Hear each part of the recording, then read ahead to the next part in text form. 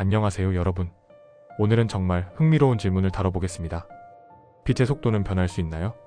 왜 빛의 속도는 고정되어 있을까요? 라는 질문인데요. 우리가 알고 있는 빛의 속도 약 초당 2억 9,979만 2,458m로 측정되는 이 속도가 정말 변하지 않는 이유가 무엇인지 알아보도록 하겠습니다. 그리고 과연 빛의 속도가 변할 가능성이 있는지 탐구해볼까요? 먼저 빛의 속도가 고정된다는 개념은 아인슈타인의 상대성 이론에서 비롯되었습니다. 아인슈타인은 빛의 속도가 진공 상태에서 항상 일정하다고 가정하였고, 이는 물리학에서 가장 기본적인 법칙 중 하나가 되었습니다. 빛의 속도는 모든 관찰자에게 동일하게 측정된다는 것이죠. 예를 들어 여러분이 빛을 향해 달려가든 반대로 빛에서 멀어지든 상관없이 빛의 속도는 항상 동일하게 측정됩니다.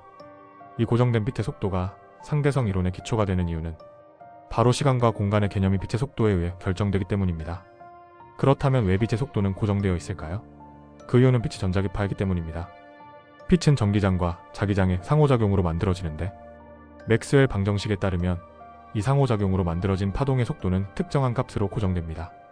진공에서의 전기와 자기장의 특성에 의해 빛의 속도는 정해진 값으로 일정하게 유지되는 것이죠. 즉 빛의 속도는 우주의 물리적 상수로 전기적 특성과 자기적 특성이 만들어내는 결과물이라고 할 수 있습니다. 또한 빛의 속도가 고정되어야만 물리적 법칙들이 일관되게 유지됩니다.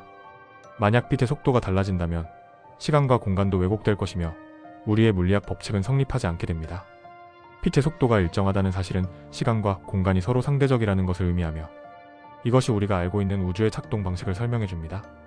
예를 들어 빛의 속도가 일정하지 않다면 GPS 위성의 시간 계산이나 심지어 우리가 일상적으로 사용하는 전자기기의 동작에도 큰 오류가 발생하게 될 것입니다. 그렇다면 빛의 속도가 변할 수 있는 경우는 없을까요?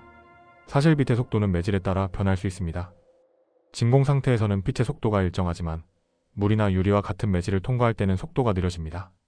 예를 들어 빛이 물속을 통과할 때는 그 속도가 진공 상태보다 약 25% 느려집니다.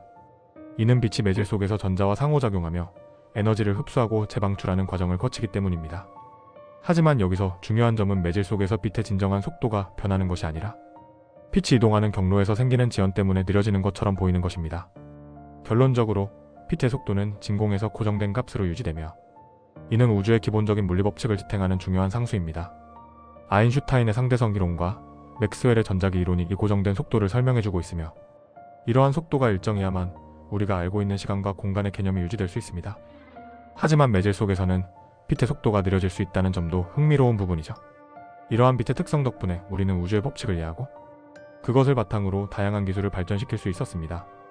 오늘은 이렇게 빛의 속도가 왜 고정되어 있는지, 그리고 변할 가능성이 있는지에 대해 이야기해보았습니다. 여러분의 생각은 어떠신가요? 그럼 다음 시간에 더 흥미로운 이야기로 만나요.